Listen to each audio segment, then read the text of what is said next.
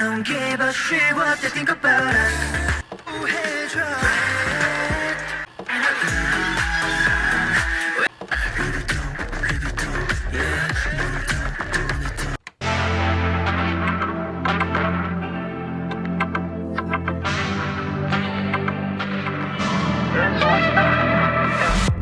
It's no secret I'm a big advocate for OnlyOneOf's artistry, but one thing I really appreciate about them is how they tackle queer themes. I think there's something quite special about how this K-pop group managed to introduce overtly queer stories and then not only double down on it, but also consistently work to make it worthwhile.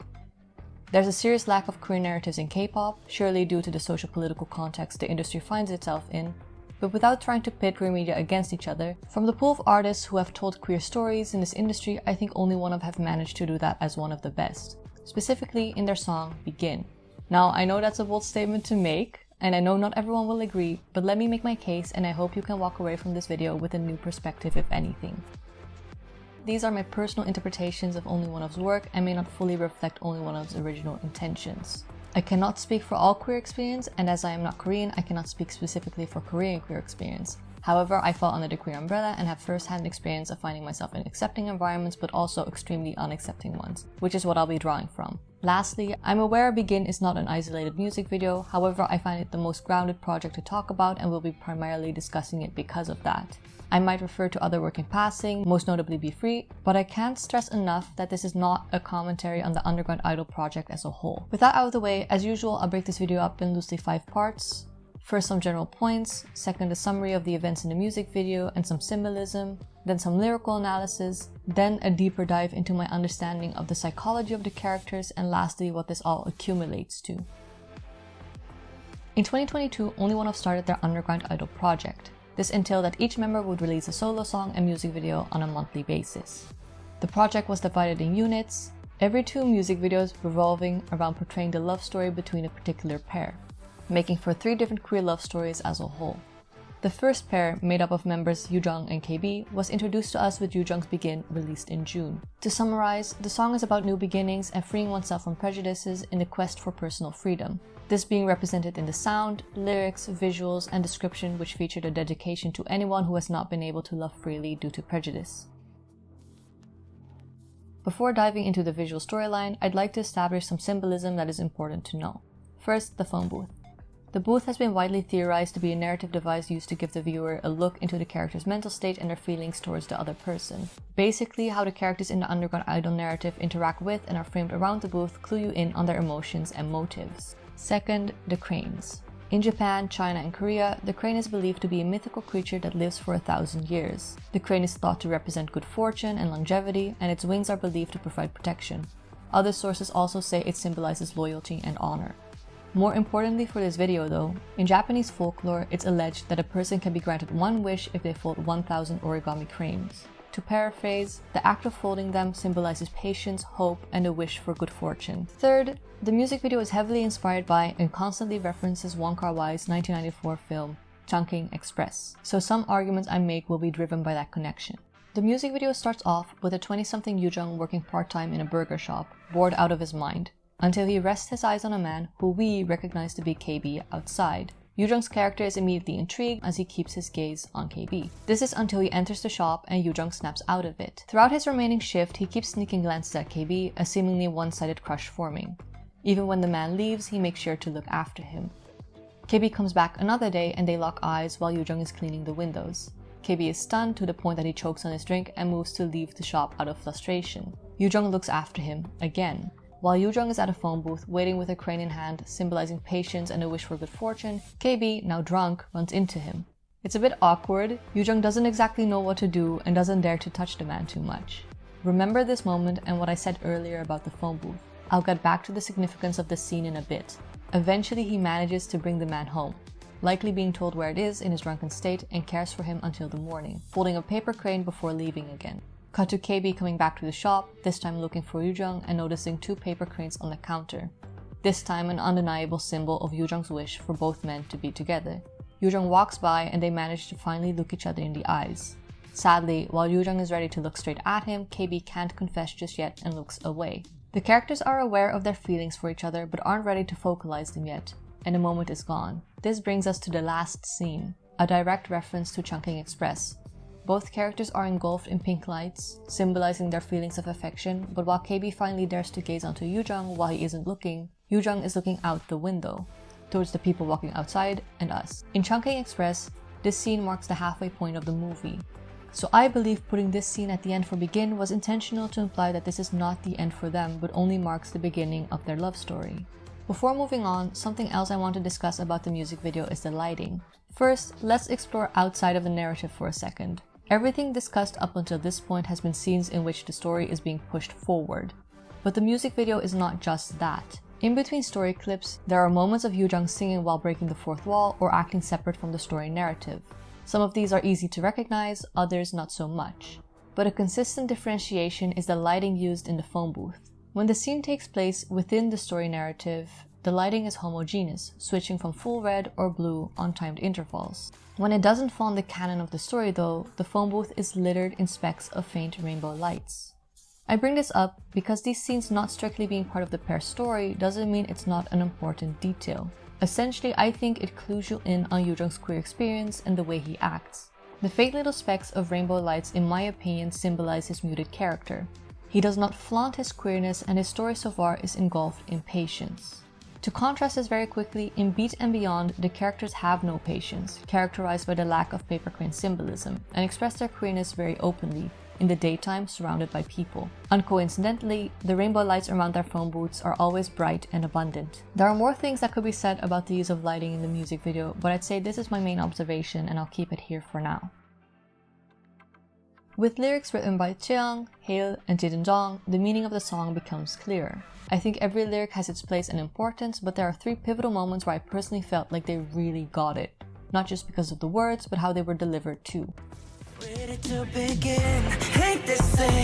He sings it quite gut-wrenchingly, almost shouting, and I think any queer kid who has been in an unaccepting environment has said, if not thought, this exact line before. It's my favorite lyric, and it emphasizes how much is wrong with society, with the environment and not ourselves. We hate the city because it's backwards and it doesn't want to make a place for us, when it should be different. But I want to emphasize the word city here. He could have said country, world, anything other than a city. And to me, that makes it all the more realistic. I think it's more hopeful for change. Many times you hear the words, let's make the world a better place, or we need to save the world. But the world is such a big place with so many problems, where do you even start? Has anyone ever succeeded in properly changing the world? Yet a city is a confined place, not the end-all. The idea of changing or reforming a city is not only less daunting, but also has a better chance of having a successful payoff. The city isn't there yet, but it could be. And once it is, the others can follow slowly but surely, maybe even until they've all been changed. It also implies there are borders you can leave, something the world doesn't really afford, which ties in very nicely with the message of the song, stressing to free yourself from the bounds of your own prejudices first and foremost. In the bridge, YooJung starts,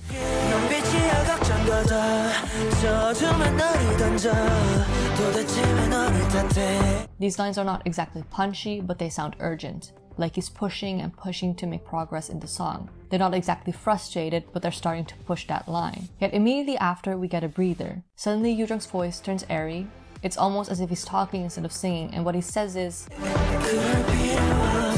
it's quiet. It almost gets lost in the instrumental, but not quite. It's there. It's comforting, it's affirming, and most of all, it's patient. And I think it really hones in on the message of the song.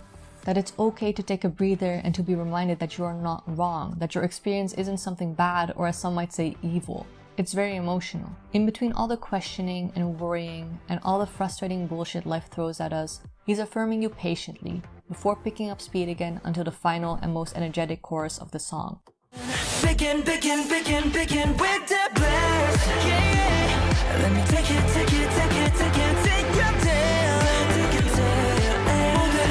시작인 저점에 그 어떤 편견들로부터 자유로울 때 begin again. The chorus functions as the ethos of the song. It's energetic, punchy, and repeats itself to not just double, but triple down. I've kept it for last because in the final chorus, all this energy is accumulated. It's the final sprint. Not only is he telling you you can begin, he emphasizes the act of freeing oneself from prejudices and tells you he will help you get there. It closes out with an ad-lib. Throughout the entire song, this ad-lib says, "Freedom will begin," but only in the final chorus does it change to "take it for your love." Again, promising to take the hardships in exchange for being able to indulge in love. Something my friend noticed in Wonka Wai films, or at least Chungking Express, really drives how I approach the psychology of the characters portrayed in Begin. They noted, and I quote, that the characters make contradicting decisions. In the beginning of the film, they'll appear a certain way and change throughout the course of the film. It's not a bad characterization, rather it's reflective of the message portrayed through the films, which is about how society, loneliness, stigma, and fear can change us as a person. It can make us make irrational decisions, act in ways we didn't think we would, and or go against our best interests. In OnlyOneOf's other work, individual characters portrayed by the members are, in my opinion, often seemingly depicted in a Lynchian fashion, as dreamlike archetypes or being personifications of a certain trait or idea, leaving little room for a fleshed out human character with a complex personality. Despite their purpose in the story, you can't really attribute motivations or aspirations to them. They don't feel like people you would meet in everyday life. There have been times where they explored more complex characters, think about Dora Maar and Picasso, or the boy who serves as the protagonist of the Instinct Part 1 album. However, these characters were portrayed by the members as a collective unit, in sometimes quite abstract ways and not in any individual sense where one member exclusively represented this character. This also isn't a bad characterization, it's just different. The characterization in Begin, however, goes beyond this. Akin to Chungking Express, the characters change how they act, creating a complex view of their personal motivations, character traits, and aspirations, and how these change depending on their environment and who they're with. In the case of YooJung, he seems to have very clear views and aspirations. He's come to terms with his sexuality, doesn't feel prejudice towards himself, and he's constantly shown wishing for a free and unprejudiced future by carefully folding cranes with any paper he can get his hands on. But at the same time, as much as he's free, when he meets KB, he doesn't blatantly go after him. He doesn't make the first moves, likely because he's scared of his reaction and doesn't know what to do with it, without adding new stakes. I believe he could feel very comfortable in his singleness as a safety net or defense mechanism, something I can personally relate to very much when navigating my own queerness and relationships. And then he realizes KB likes him back, and is struggling with whatever internalized feelings he has, and all YooJung still does is wait for him to come to him, only then helping him by being affirming yet never speaking for him. Circling back for a bit, I think this reading is in line with how he is framed around the phone booth particularly. He's inside, in his comfort zone, but the door is wide open. He might not go out of his way to make his feelings known to KB, but he waits patiently for KB to free himself from his prejudices and helps where he can, staying open to his journey and letting the progression of their relationship unfold on these terms. To explain this more, eventually they reach the point that when KB actually runs to him and be free, he still isn't sure if it's going to be about something good, which is why he stops dancing freely until KB joins him, making his intentions clear. YooJung finally gets swept up in it and they actually spend a night together freely. But that moment was a testament to the walls YooJung built up for others, despite being comfortable enough to be himself with the windows open when he thinks no one is looking. While KB seems to be more worried about what he thinks of himself, acting against his best interests as he's scared of getting hurt if he confesses his feelings, before freeing himself from those prejudices with the help of YooJung, I think YooJung is at an interesting place where he has no problems with himself, but is so thinky and aware of his place in society and how much he literally hates the city because of it that it makes him act in muted ways not to jeopardize it. I think the beauty of Begin lies in its grounded, inherent, and unabashed queerness. It's real and it's resilient. I find that a lot of queer media often show too negative of a picture or they become overly positive, sterilized in an attempt to wash away homophobia. While there's definitely a place for such portrayals, queerness and navigating that is much more complex. Begin manages to be comforting and wishful, but it's also so incredibly aware of the world queer people can live in. It doesn't go out of its way to scream homophobia, but it lets it linger, an underlying feeling always present, just like in the way I experience my own queerness. The song doesn't try to tell you the world is all okay, because it's not, it sucks, we hate this city, but it makes sure to tell you that just because the world is wrong, it doesn't mean you did anything wrong. You are not wrong, you shouldn't blame yourself, and YooJung will take you, or in the music video's case, a deeply closeted and struggling KB, to a place where you can accept yourself, because that's where it begins. Accepting yourself is the start of everything, and when things get hard, when they get too difficult to bear, we remind ourselves that we are okay because we can always begin and accept ourselves again. And that's what keeps us from being lonely. finding solace in ourselves in a world that isn't fully ready to do that for us yet. I think my favorite scene in the music video is the ending scene. KB finally dares to comfortably gaze at YooJung, his gaze on him being emphasized compared to the rest of the music video where the emphasis was on YooJung doing all the looking. But YooJung isn't looking at KB or just outside at the end. He's looking at the camera, he's looking at society, us. KB's character just came to terms with the fact that he's attracted to men, specifically YooJung, and is letting himself focus on that and him. He's finally letting himself begin. But YooJung already got there, and he's just looking towards the future, thinking and wishing. There's no name for their relationship yet. That's a development pointedly reserved for KB's Be Free, but they keep orbiting around each other regardless, because they also believe in a better future. To me, that's important. Begin doesn't pretend accepting yourself and being proud is the final step. It's not saying being queer in an oppressive environment is easy, nor is it pushing you to publicly come out for your pride like so many other media objects have done, which could be a dangerous attitude to have in many places around the world. But despite all that, Begin has and emphasizes hope, and I can't help but feel seen, comforted, and happy whenever that message reaches me.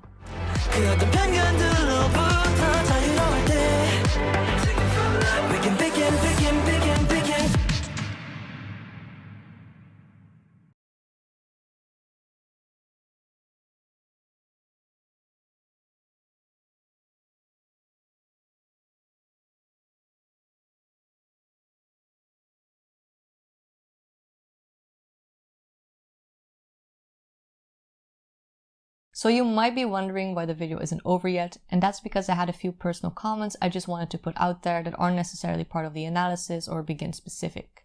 This is purely self-indulgent, or at least more so than the rest of this video, so feel free to click off the video now if that's not what you're looking for. Otherwise, have a blast. So when it comes to the larger discussion around OnlyOneOf and their queer or gay content, something that's fascinating to me is the question of how the hell did we get here? This might be a bit too personal, but when I became a fan of OnlyOneOf 4 years ago, I went into it with the assumption that they would, for lack of better wording, be my token straight group. Of course, I didn't ignore the queer themes always present underlying their work. I didn't ignore them referring to queer media in teasers, nor them introducing themselves as a group with gender-neutral charm, nor did I ignore the homoerotic or sensual visuals of their choreography, but with an abundance of their lyrics, which I was most exposed to, speaking to a perceived girl, queen, or woman, I just let it be that. So imagine my surprise, and weirdly lack thereof, when they started tackling overtly queer themes and experiences in the name of storytelling. Imagine my further reaction when the members themselves, specifically 9, started prioritizing writing largely gender-neutral lyrics. In a way, it feels like it only makes sense for them to have gone in this direction, yet at the same time, it feels almost unfathomable considering how I perceived them when they started out. What's even more fascinating about this to me is that this perception I had of them largely, not fully, but largely caused me to take off my queer goggles when analyzing their work in the past. In my mind, when I saw something queer in their work, it was collateral. I took it seriously and noticed, but I assumed I was mostly projecting on their work, so I didn't really dare to call anything inherently queer back then. Yet ever since this shift into overt queer themes, I've gone back and rewatched everything with those rainbow goggles on, and wow, going from the Underground Idol series or even Libido back to Savannah was like listening to Picasso after dissecting Dora Maar on steroids. My experience with that song was so different, which I didn't even think was possible considering I had been listening to it for 4 years by then. Do I mean to say that older releases such as Savannah or Sage or Angel were fully queer and I just didn't see it because I didn't look for it? No. But I do think those releases had inherent underlying queer themes now. And without getting into the whys in this video, that's quite special to me. The widespread criticism from K-pop fans that OnlyOneOf's queer work was just a cash grab or just a one-off thing and therefore not genuine was always nonsense to me. But to be presented with those stories and then to pick apart their previous work again with that context and slowly but surely figuring out that they've always been alluding to this, that they've always considered us in our experiences, it was so comforting. It was so validating. Which seems crazy to say, but it's true. It made me and so many other queer fans I talk to happy. And isn't that the point? Letting people enjoy things and giving them some happiness. I'll sign off with that.